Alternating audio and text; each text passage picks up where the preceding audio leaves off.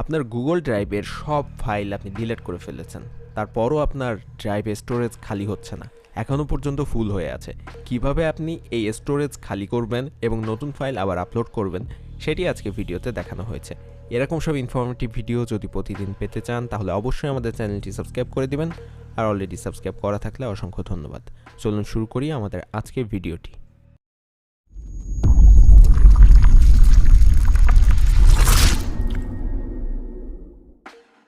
Google ড্রাইভের storage খালি করার এই কাজটি আপনার মোবাইল দিয়ে করার জন্য ক্রোম ব্রাউজার ওপেন করে ডেস্কটপ সাইট অন করে নেবেন।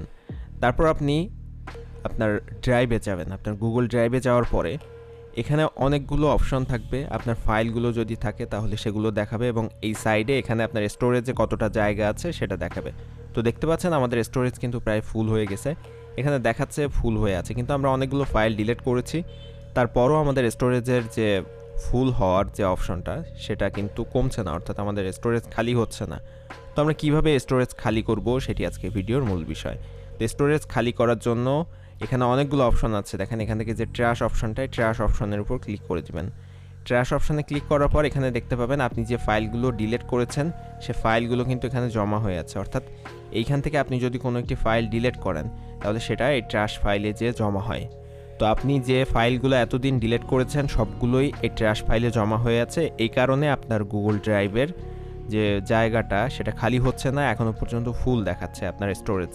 গুগল ড্রাইভের এই স্টোরেজ খালি করার জন্য আপনি ট্র্যাশে আসার পরে এখানে দেখেন এমটি ট্র্যাশ নামের একটি অপশন আছে, এটার উপর ক্লিক করে দিবেন। তারপর এখান থেকে ডিলিট ফরএভার এই অপশনের উপর ক্লিক করে দিবেন।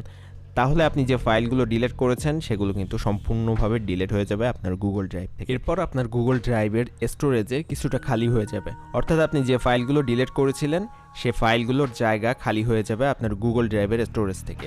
ভিডিও ভালো লাগলে অবশ্যই চ্যানেলটি সাবস্ক্রাইব করবেন, বন্ধুদের সাথে শেয়ার করতে ভুলবেন না, আর কমেন্টে আপনার মতামত জানাবেন অবশ্যই।